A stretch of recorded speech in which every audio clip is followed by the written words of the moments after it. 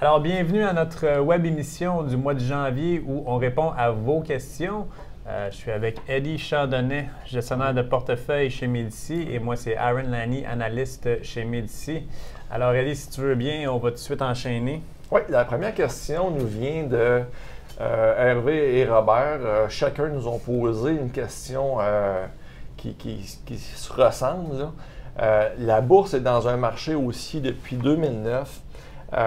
Le ratio court-bénéfice du SP500 est à 24 fois les profits.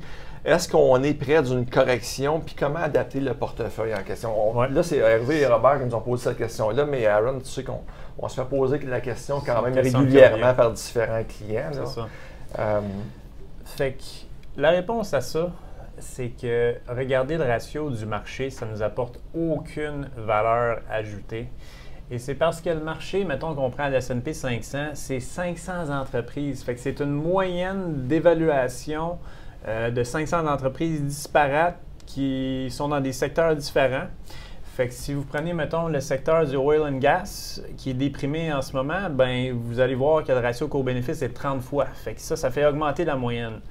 Après ça, vous avez des secteurs qui croît plus rapidement que la moyenne, comme la technologie. Fait que c'est normal que les ratios court-bénéfice soient plus élevés. Fait qu'il y a plein d'éléments qui finalement rentrent en compte, puis là, tu arrives, puis tu fais une moyenne de tout ça. Fait que la solution... C'est pas pertinent d'analyser, de porter un jugement sur l'évaluation de l'indice. Fait que ce qu'il faut faire, c'est de creuser au plus bas niveau. Fait que ça serait d'analyser chacune des 500 entreprises individuellement, leur mettre une valeur intrinsèque, et là, on pourrait arriver à une conclusion, dire, ben là, il y en a 30 qui sont vraiment surévalués, il y en a 200 qui nous semblent correctement évalués, mais ça prendrait beaucoup trop de temps. Fait que nous autres, ce qu'on fait, ben, c'est qu'on choisit certaines entreprises, qu'on pense que ces entreprises exemplaires, on va les évaluer, on les met dans notre liste de suivi, et là, on va être capable de déterminer si on peut les acheter ou si on attend. Et ce qu'on remarque dans notre portefeuille actuellement, les entreprises qu'on détient, on ne voit aucun signe de surévaluation quand on regarde leur valeur intrinsèque. Mais dans certaines entreprises qu'on suit et qu'on ne possède pas, alors là, il y en a plusieurs qui sont surévaluées et on attend juste ça, qu'il y ait une correction justement pour les acheter. Fait que la conclusion... Mais ça, Aaron, c'est quelque chose quand même qu'on voit... peu importe la période d'évaluation, il y a toujours des entreprises qui sont mieux évaluées, d'autres qui sont moins bien évaluées. Et c'est ça. Et là, il faut faire le travail, il faut les analyser. Faire le travail, et puis comme on dit, ben là, ça fait une moyenne de tout ça, fait que ça ne donne aucune valeur. Il n'y a pas de pertinence. Fait que c'est ça. Fait que la conclusion, c'est qu'il faut savoir la valeur intrinsèque de chacune entreprise, des entreprises qu'on suit, et c'est seulement à ce moment-là qu'on va déterminer s'ils sont bien évalués, surévalués. En conclusion, on n'accorde pas d'importance à l'évaluation du marché. On focus sur les entreprises. Individuelles, c'est ça. Exactement. Alors, la deuxième question. Mathieu nous demande, est-ce qu'on devrait profiter de l'importante déduction offerte par le fonds FTQ pour y cotiser annuellement? Oui, c'est une question qu'on se fait poser quand même de temps à autre. En passant, l'importante déduction, Mathieu fait référence au crédit d'impôt de 30 que les gens peuvent obtenir en investissant dans le fonds de la FTQ. Ce qu'il faut savoir, la mission du Fonds de solidarité de la FTQ, quelle est-elle? Bien, il y a une mission sociale, la création d'emplois, maintenir des emplois au Québec. La formation des travailleurs est importante, stimuler l'économie québécoise. Comment le fonds va arriver à ces fins-là? C'est en investissant dans du capital de développement, en aidant des entreprises qui ont un peu plus de difficultés à passer au travers d'une certaine crise. Il faut savoir aussi que les placements ne sont pas garantis. Puis, le fonds investit dans des PME québécoises. Donc, dans un contexte de mondialisation de l'économie, là, on a un fonds qui investit vraiment spécifiquement dans certains types d'entreprises, pas des grosses, pas des entreprises énormes, des PME, puis des PME qui sont situées dans un territoire très précis qui est le Québec. Alors là, la question devient, mais c'est quoi l'impact sur le rendement du fonds? Bien, exactement. Puis la raison pourquoi vous avez une déduction plutôt un crédit d'impôt de 30 %, c'est que justement, ça peut hypothéquer le rendement que vous allez obtenir. Là, quand on investit pour créer des emplois ou maintenir des emplois, notre objectif premier n'est pas le rendement. Puis d'ailleurs, Aaron, dans ce qu'on a mentionné précédemment, il y a nulle part, dans la mission du fonds, nulle part il est mention de générer un rendement supérieur. Le concept de rendement est absent de la mission du fonds de la FTQ. Et je pense aussi qu'il y a une période minimale, hein? C'est ça qu'il faut détenir. Des choses importantes à savoir, c'est qu'il faut détenir minimalement les parts du fonds pour 2 ans. Puis, vous pouvez décaisser facilement vos parts du fonds à partir de 65 ans, mais si vous voulez décaisser avant 65 ans, pour la période particulièrement là, entre 45 et 65 ans, il faut être à la retraite et certains clients nous ont mentionné que la procédure peut être particulièrement fastidieuse. Il y a quand même d'autres possibilités où est-ce que vous pourriez décaisser en cas de perte d'emploi puis tout ça, mais les procédures semblent particulièrement là, fastidieuses puis difficiles. Donc, il faut vraiment, quelqu'un qui met de l'argent, c'est vraiment dans un but là, qui ne pourra pas retirer cet argent-là avant la retraite. OK. Puis là, tu as même fait une simulation, hein? Oui, bien là, la simulation, écoutez, pour répondre à la question, Aaron, est-ce que ça vaut la peine? Il faudrait avoir des données là, précises sur le rendement qu'on peut obtenir dans le futur. Là, on ne peut pas le savoir précisément. Donc, j'ai pris un exemple depuis la création de Médici. J'ai comparé le rendement du fonds de la FTQ, du barème de référence et de Médici. Puis, il faut savoir que là, c'est vraiment une moyenne. Dans chacun des cas, le rendement va fluctuer dans le temps, là, évidemment. Là. Rapidement, quelqu'un qui met 5 000 $ dans le fonds de la FTQ aurait obtenu durant cette période-là un rendement de 5,4 %. Il aurait reçu évidemment 1 500 $, mais ce 1 500 $, là, s'il sert à faire un voyage, on ne le revoit plus.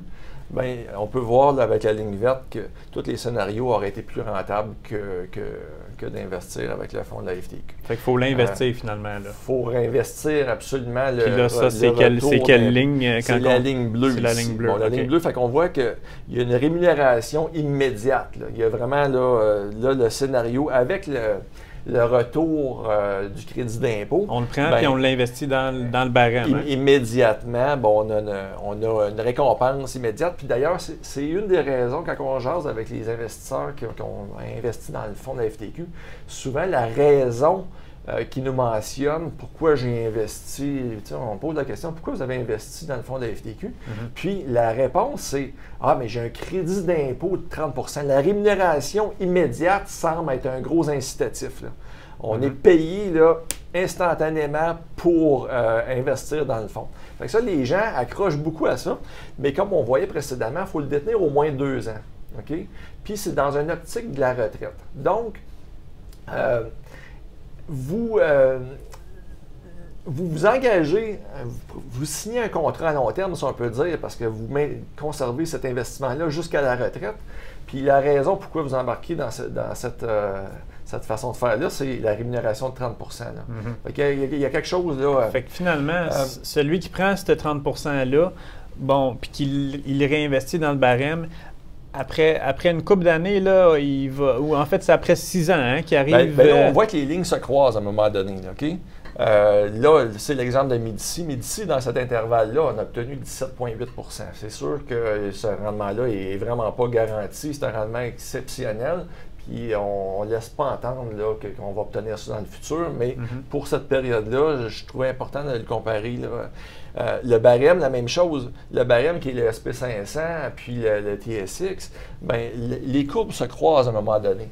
Donc, la conclusion de tout ça, c'est que si vous avez 30 ans puis vous investissez dans le fonds de la FTQ, vous faites une grave erreur. Parce que le rendement qu'on a utilisé ici de 5,4 %, c'est pour cet intervalle-là, mais sur un horizon de 10 ans, et même depuis le début de la création du fonds en 1985, le fonds de la FTQ a obtenu 4 % de rendement. peu importe le scénario que vous utilisez, le rendement va être supérieur à un rendement de 4 %. Fait que dans le temps, votre 30 % de rémunération immédiate est dilué parce que vous obtenez un rendement inférieur au fil des ans. Donc, quelqu'un qui est vraiment très près de la retraite pourrait trouver un certain avantage à investir et à le retirer tout de suite après. Mais là, il faut calculer le rendement que vous pourriez obtenir. Ça devient particulièrement... ça va dépendre des rendements que vous allez obtenir. Okay. Mais souvent... Ça peut être avantageux juste avant la retraite. Exactement. Okay. Bon. Parfait. La question suivante, Aaron, qui nous provient de Bernard, c'est: que pensez-vous des gestionnaires de placement qui privilégient des actions de compagnies éco-énergétiques? Oui. En fait, la première chose qu'on dirait, là, c'est que c'est très large et on a mis d'autres exemples. C'est pas juste des compagnies éco-énergétiques. Fait que vous voyez, là, ça peut être de l'alcool, tabac, jeux du hasard, armes à feu. Fait que c'est très large. Catégorie des fonds éthiques aussi, là, on pourrait dire. C'est ça, exactement. Ouais. Et puis l'affaire, c'est que chaque fonds a une définition, a leur propre définition de ce qui est l'investissement socialement responsable. Fait qu'il faut vraiment lire la mission de chaque fonds. Et on a pris un exemple, par exemple, Vanguard Social Index Fund. Ils ont 443 entreprises dans ce fonds-là. C'est énorme. Fait que pensez-vous que chaque entreprise est socialement... Tu sais, quand on regarde, par exemple, ils ont du Pfizer, du McDonald's, du Pepsi. Ils ont des entreprises de oil and gas. Fait qu'on peut-tu vraiment appeler ça de l'investissement éthique? Fait que la définition, des fois, c'est très large. Et puis, on se rend compte finalement que c'est un produit, c'est vendu comme un produit, c'est à la mode et on dirait que c'est des gestionnaires ou des vendeurs qui répondent à une demande. Ils répondent à une demande finalement, c'est ça. Et il y a eu une explosion de ce genre de fonds-là. Et en 2014, là, pour donner une idée, il y a 21 000 milliards d'actifs sous gestion dans le monde entier qui est investi dans ces genres de fonds-là. Mais encore là, c'est quoi la définition?